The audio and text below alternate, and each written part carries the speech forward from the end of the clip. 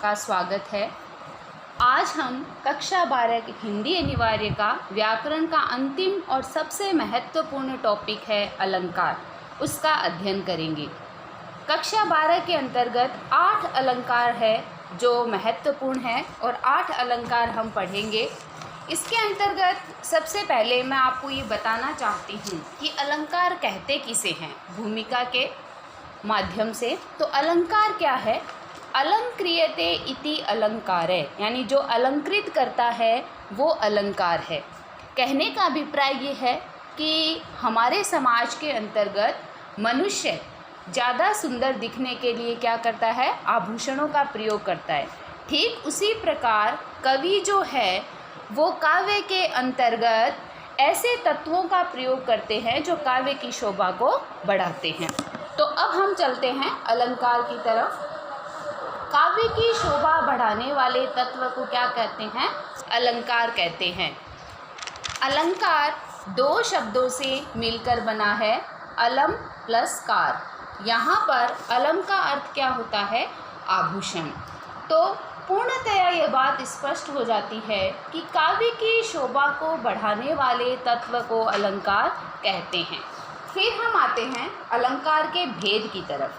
तो अलंकार के भेद की जब हम चर्चा करते हैं तो सामान्य रूप से लोग इसे 3 प्रकार का मानते हैं, शब्दालंकार, अर्थालंकार और उभयालंकार। लेकिन परीक्षा की दृष्टि से जो महत्वपूर्ण अलंकार के भेद हैं वो है शब्दालंकार और अर्थालंकार। अब देखिए, शब्दालंकार है, जैसा कि इसके नाम से स्पष्ट हो जाता है कि ये शब्द पर आधारित होता है, और अर्थालंकार वह भी इसके नाम से स्पष्ट हो जाता है। आप देखिए, अर्थालंकार यानी अर्थ पर आधारित। तो कहने का अभिप्राय ये है कि जो शब्द पर आधारित होता है वो शब्दालंकार होता है, जो अर्थ पर आधारित होता है वो अर्थालंकार होता है। फिर हम आगे चलते हैं। इसमें आप देखिए, सर्वप्रथम हम पढ़ेंगे आरबीएसई हिंदी में आप सभी का स्वागत है। आज हम कक्षा 12 के हिंदी अनिवार्य का व्याकरण का अंतिम और सबसे महत्वपूर्ण टॉपिक है अलंकार, उसका अध्ययन करेंगे। कक्षा 12 के अंतर्गत 8 अलंकार है जो महत्वपूर्ण है और 8 अलंकार हम पढ़ेंगे। इसके अंतर्गत सबसे पहले मैं आपको ये बताना चाहती हूँ कि अलंकार कहते किसे हैं भूमिका के माध्यम से। तो अलंकार क्या है? अलंक्रियते इति अलंकारे, यानी जो अलंकृत करता है वो अलंकार है। कहने का अभिप्राय ये है कि हमारे समाज के अंतर्गत मनुष्य ज़्यादा सुंदर दिखने के लिए क्या करता है? आभूषणों का प्रयोग करता है। ठीक उसी प्रकार कवि जो है वो काव्य के अंतर्गत ऐसे तत्वों का प्रयोग करते हैं जो काव्य की शोभा को बढ़ाते हैं। तो अब हम चलते हैं अलंकार की तरफ। काव्य की शोभा बढ़ाने वाले तत्व को क्या कहते हैं? अलंकार कहते हैं। अलंकार 2 शब्दों से मिलकर बना है, अलम प्लस कार। यहाँ पर अलम का अर्थ क्या होता है? आभूषण। तो पूर्णतया ये बात स्पष्ट हो जाती है कि काव्य की शोभा को बढ़ाने वाले तत्व को अलंकार कहते हैं। फिर हम आते हैं अलंकार के भेद की तरफ।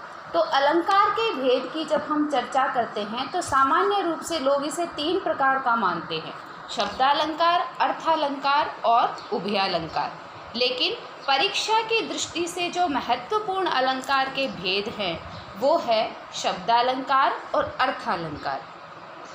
अब देखिए, शब्दालंकार है, जैसा कि इसके नाम से स्पष्ट हो जाता है कि ये शब्द पर आधारित होता है, और अर्थालंकार वह भी इसके नाम से स्पष्ट हो जाता है। आप देखिए, अर्थालंकार यानी अर्थ पर आधारित। तो कहने का अभिप्राय ये है कि जो शब्द पर आधारित होता है वो शब्दालंकार होता है, जो अर्थ पर आधारित होता है वो अर्थालंकार होता है। फिर हम आगे चलते हैं। इसमें आप देखिए, सर्वप्रथम हम पढ़ेंगे जिस अलंकार में शब्दों को प्रयोग करने से चमत्कार हो जाता है उन्हें क्या कहते हैं? शब्दालंकार कहते हैं। शब्दालंकार के अंतर्गत अनुप्रास अलंकार, यमक अलंकार और श्लेष अलंकार आते हैं और यह परीक्षा की दृष्टि से बहुत ही महत्वपूर्ण है। हम कक्षा 12 के अंतर्गत जो 8 अलंकार है उन्हीं के विषय में बात करेंगे। तो सर्वप्रथम हम करते हैं अनुप्रास अलंकार के बारे में। तो इसके अंतर्गत क्या होता है कि जब किसी वर्ण की बार बार आवृत्ति हो तब जो चमत्कार होता है उसे अनुप्रास अलंकार कहते हैं, या उसमें अनुप्रास अलंकार होता है।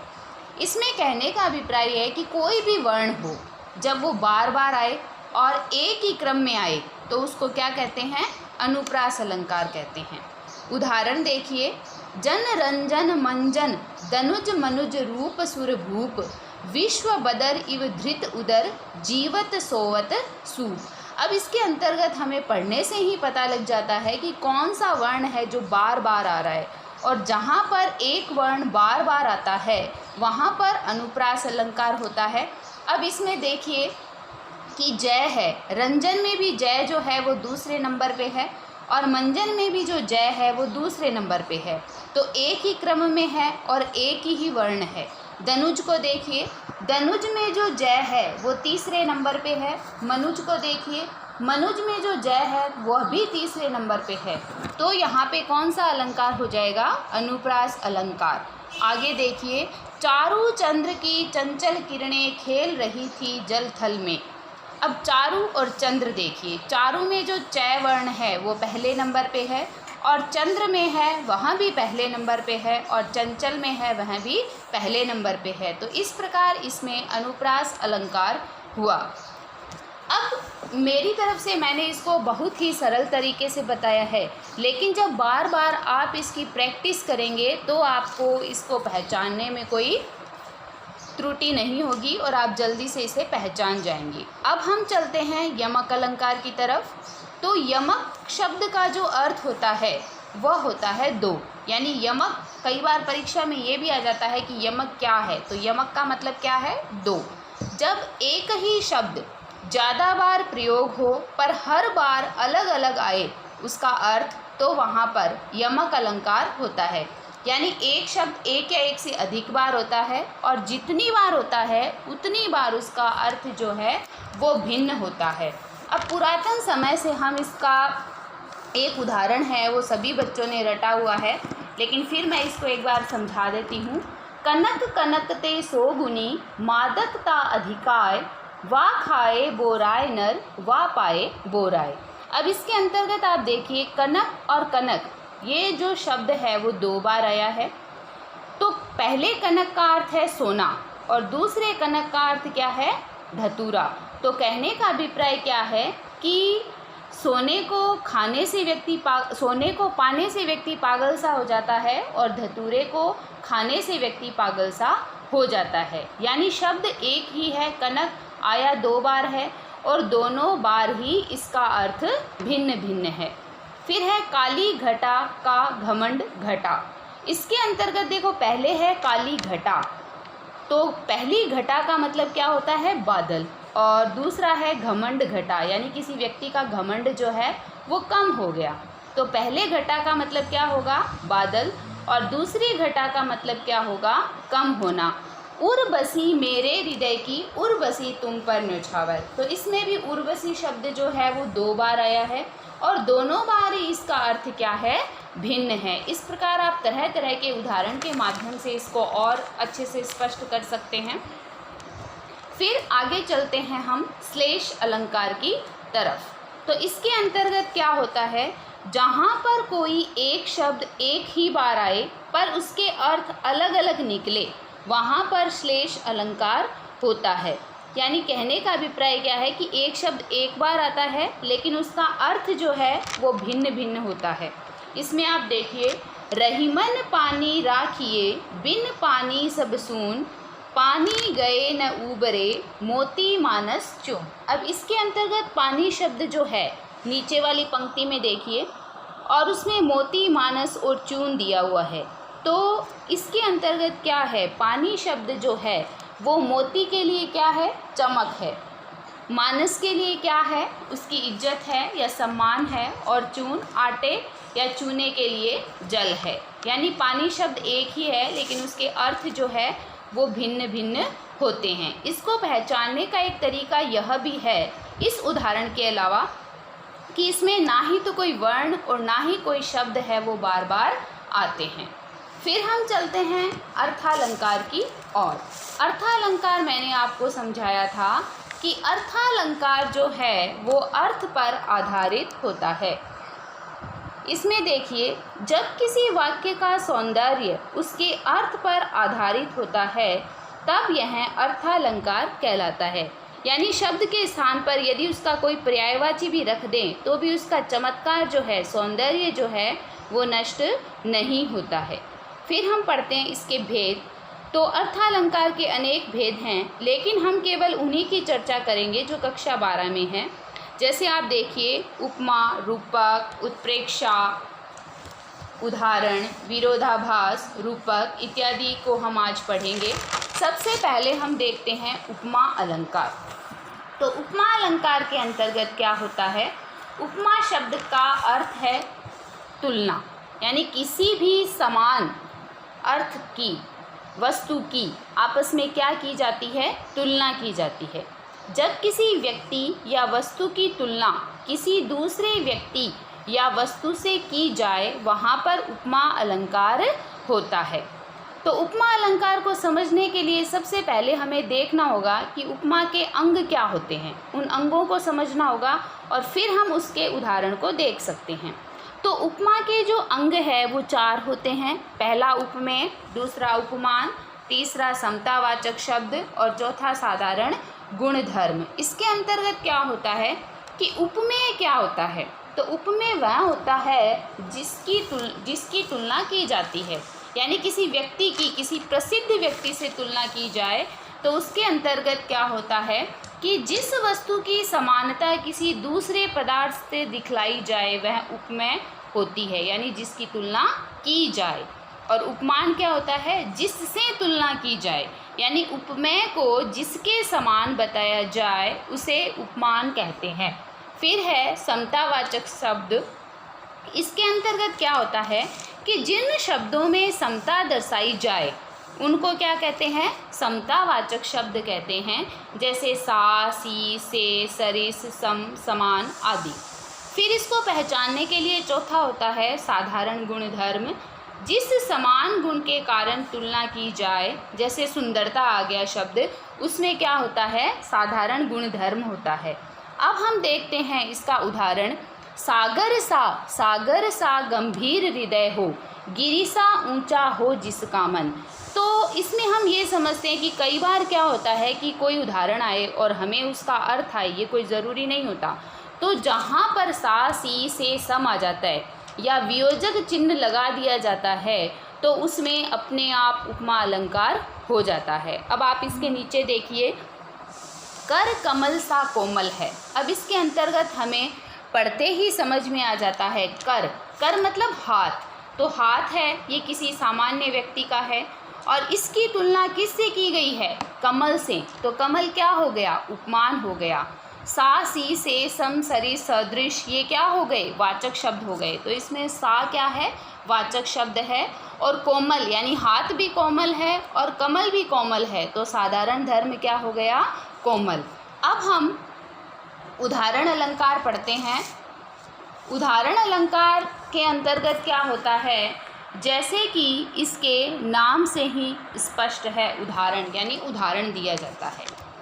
तो अब आप देखिए, एक बात कहकर उसकी पुष्टि हेतु दूसरा समान कथन कहा जाए तब वहाँ उदाहरण अलंकार होता है। यानी एक व्यक्ति ने कोई बात कह दी और उसकी पुष्टि के लिए कोई दूसरा कथन कहा, यानी उदाहरण प्रस्तुत किया, तो वहाँ पर कौन सा अलंकार होता है? वहाँ पर उदाहरण अलंकार होता है।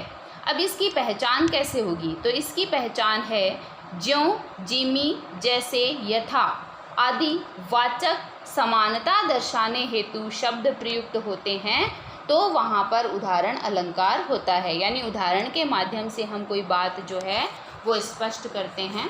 इसका उदाहरण देखिए, नीकी पे फीकी लगे बिनु अवसर की बात, जैसे बरनत युद्ध में नहीं श्रृंगार सुहाग। अब इसमें क्या है? नीकी पे फीकी लगे, मतलब बिना अवसर के हम कोई बात करते हैं तो वह बात अच्छी नहीं लगती। जैसे वर्णत युद्ध में, यानी युद्ध का वर्णन हो रहा है और वहाँ हम श्रृंगार की बात करते हैं तो वह अच्छी नहीं लगती। तो पहला जो कथन कहा गया है उसका दूसरे कथन के माध्यम से क्या किया गया है, उसकी पुष्टि की गई है। अतः यहाँ उदाहरण अलंकार है।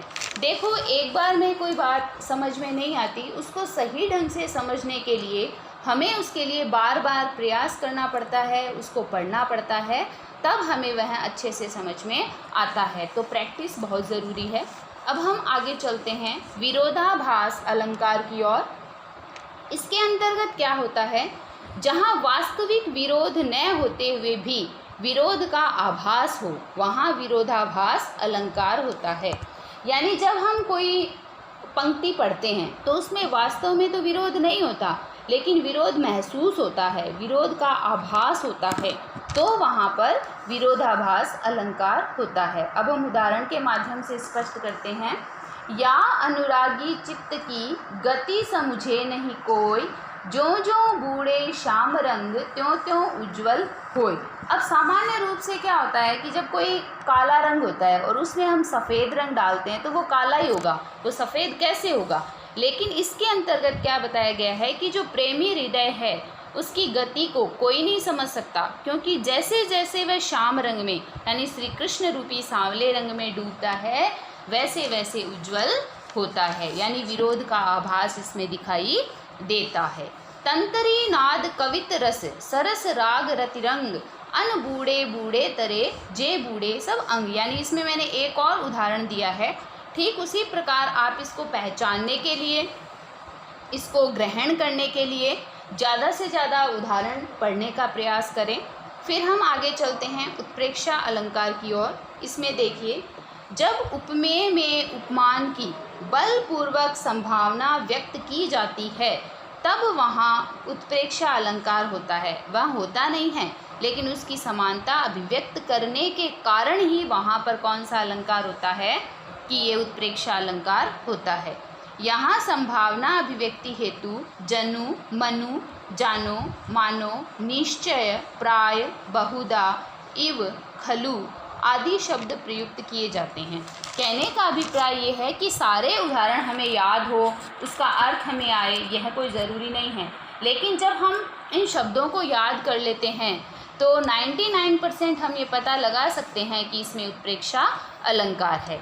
अब उत्प्रेक्षा अलंकार के 3 भेद होते हैं। पहला वस्तुत्प्रेक्षा, दूसरा हेतुत्प्रेक्षा और तीसरा फलोत्प्रेक्षा। अब हम उदाहरण के माध्यम से स्पष्ट करते हैं कि उत्प्रेक्षा अलंकार क्या है। तो इसमें उदाहरण देखिए, ध्यानपूर्वक पढ़िए। सोहत ओढ़े पीतपट श्याम सलोने गात, मनहु नीलमणि शैल पर आतप प्रयोग प्रभात। यानी इसके अंतर्गत क्या कहा गया है कि सोहत ओढ़े पीतपट, की पीले वस्त्र को ओढ़कर सोए हुए हैं, अच्छा लग रहा है। श्याम सलोने गात, श्री कृष्ण जो है वो पीला वस्त्र पहने हुए हैं। मनहु नीलमणि शैल पर, मानो नीलमणि पर्वत पर प्रभात हो रहा हो, ये इसका अर्थ है। लेकिन सबको अर्थ आए कोई ज़रूरी नहीं है। तो मनहु नाम से यह स्पष्ट हो जाता है कि जहाँ पर मनहु आया है इसका मतलब यहाँ पर उत्प्रेक्षा अलंकार है। फिर है चमचमात चंचल नयन, बिच घूंघट पट झीन, मानहु सुर सरिता विमल, जल उछरत दौ मीन। अब इसका अर्थ सबको आए कोई ज़रूरी नहीं है, कोई आवश्यक नहीं है। लेकिन मानहु शब्द आने के कारण यहाँ पर क्या हो गया है, उत्प्रेक्षा अलंकार स्पष्ट हो गया है। अब हम आज अपने विषय का अंतिम अलंकार इसमें पढ़ते हैं, रूपक अलंकार। तो रूपक अलंकार के अंतर्गत क्या होता है, जब उपमेय में उपमान को अभेद रूप से दर्शाया जाए तब वहाँ रूपक अलंकार होता है। यानी दोनों में कोई भेद नहीं रहता, ये मान लिया जाता है कि उपमेय तो उपमान ही है, तो वहाँ पे कौन सा अलंकार होता है, रूपक अलंकार होता है, क्योंकि इसमें उपमेय में उपमान का आरोप किया जाता है। इसके भेद है सांग रूपक, निरंग रूपक और परंपरित रूपक। उदाहरण देखिए, चरण सरोज पखारन लागा, यानी कमल रूपी चरणों को धोने लगा। तो कहने का अभिप्राय क्या है कि जब हम उस वाक्य के अर्थ को स्पष्ट करते हैं तो उसमें रूपी शब्द की आवृत्ति हो जाती है, और जहाँ पर रूपी आ जाता है इसका मतलब ये है कि वहाँ पर रूपक अलंकार होता है। इसके अन्य उदाहरण भी देखिए। बीती विभावरी जागरी, अंबर पनघट में डुबो रही, तारा घट उषा नागरी। फिर इसका एक उदाहरण मैंने और लिया है। उदित उदयगिरी मंच पर, रघुबर बाल पतंग, बिकसे संत सरोज सब, हर्षे लोचन भृंग। अब इसमें आप देखिए कि रूपक का जो है वो एकदम क्या कर दिया गया है, आरोप कर दिया गया है उपमेय में उपमान को अभेद रूप से। तो वहाँ पर क्या हो गया है, रूपक अलंकार हो गया है। अब आपको यदि प्रैक्टिस करनी है तो इससे क्या है, 5-7 आप प्रश्न बना लीजिए, जैसे अलंकार किसे कहते हैं, उसकी परिभाषा क्या है, उसका महत्व क्या है, अनुप्रास अलंकार किसे कहते हैं, उदाहरण के माध्यम से इसको स्पष्ट कीजिए। ये मेरे बनाए हुए जो नोट्स हैं इनको पढ़िए, पासबुक में भी बहुत कुछ दिया हुआ है उसको पढ़िए, अन्य बहुत सी अलंकार की किताबें आती है उसमें से देखिए। जब आप एक अलंकार का 5-6 बार प्रयास करेंगे, प्रैक्टिस करेंगे, तो आपको अच्छे से पहचान में आ जाएगा। आज कक्षा 12 की जो व्याकरण है उसके सारे टॉपिक हमारे हो चुके हैं, और कल से हम अपने किताब जो है सृजन उसके बारे में अध्ययन करेंगे।